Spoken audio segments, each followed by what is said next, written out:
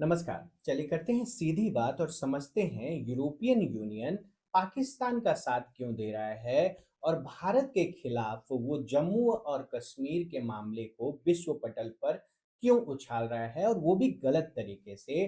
और जम्मू कश्मीर को यूक्रेन की तरह एक विवादित क्षेत्र बता रहा है। आखिर इसके पीछे पूरी क्या कहानी है? तो हाल ही में इस्लामाबाद में यूरोपियन यूनियन और पाकिस्तान के बीच में ये स्ट्रैटेजिक डायलॉग का 8वां दौर था।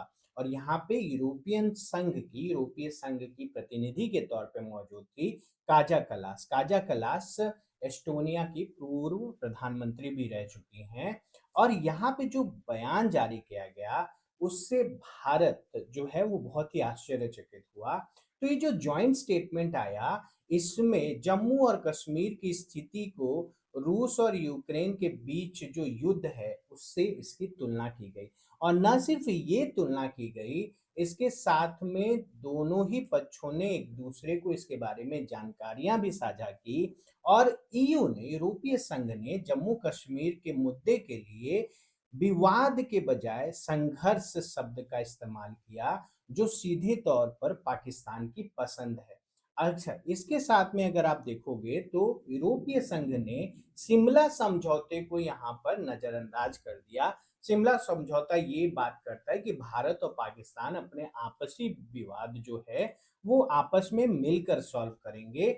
लेकिन ईयू का मानना है कि कश्मीर के मुद्दे को राष्ट्र यूनाइटेड नेशंस में जो राष्ट्र संघ है उसमें लेकर जाना चाहिए। और साथ ही इशारों इशारों में इन्होंने सिंधु जल समझौता इंडस वाटर ट्रीटी के ऊपर में भी कहा कि अगर कोई अंतर्राष्ट्रीय संधि हुई है या कोई द्विपक्षीय क्षेत्रीय समझौता हुआ है तो उसका सम्मान करना चाहिए।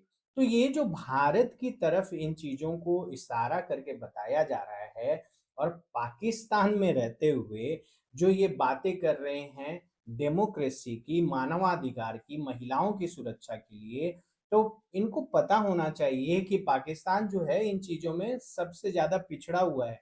सारी आतंकवाद की जो घटनाएँ होती है वो वहीं पर होती हैं। मानवाधिकार के जो गंभीर उल्लंघन के मामले हैं वो भी वहीं पर होते हैं।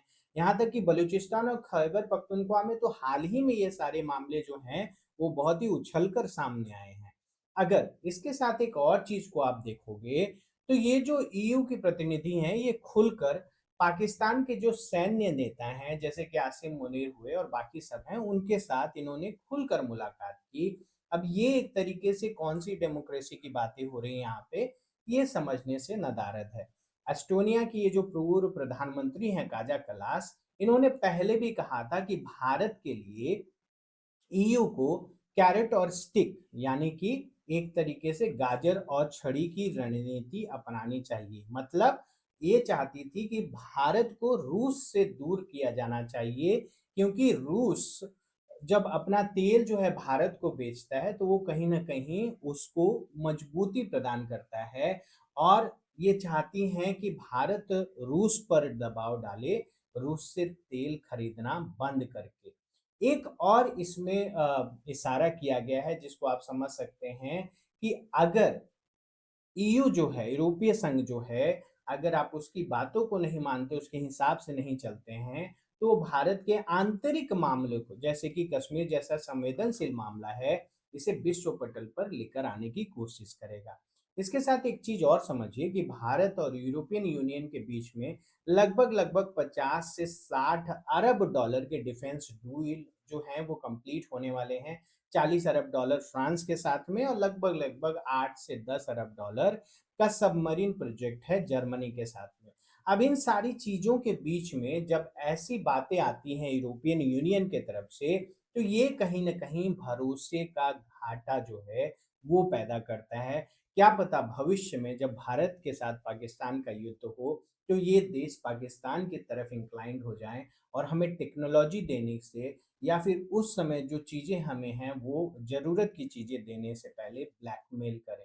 तो आपको क्या लगता है, ये जो एक नई चाल है, क्या ये समझी साजिश है पाकिस्तान की यूरोपियन यूनियन के साथ मिलकर, या फिर यूरोपियन यूनियन को सबसे बड़ा दुःख यही है कि भारत रूस से तेल खरीद रहा है और वो चाहते हैं कि भारत रूस से अलग हो जाए। आप क्या सोचते हैं इसके बारे में हमें ज़रूर बताइए। और इसके साथ ही अगर आप किसी एग्ज़ाम की तैयारी कर रहे हैं या फिर जीवन में संघर्षरत हैं, तो लगे रहिए, सतत प्रयास करिए, ईमानदार रहिए। अगर हो पाए तो एक मेंटर ले आइए अपने लाइफ में, क्योंकि आज नहीं तो कल अगर आप लगे रहेंगे तो आप सफल ज़रूर होंगे। और अगर आप सब्सक्राइब करेंगे तो हम ज़रूर मिलेंगे। धन्यवाद।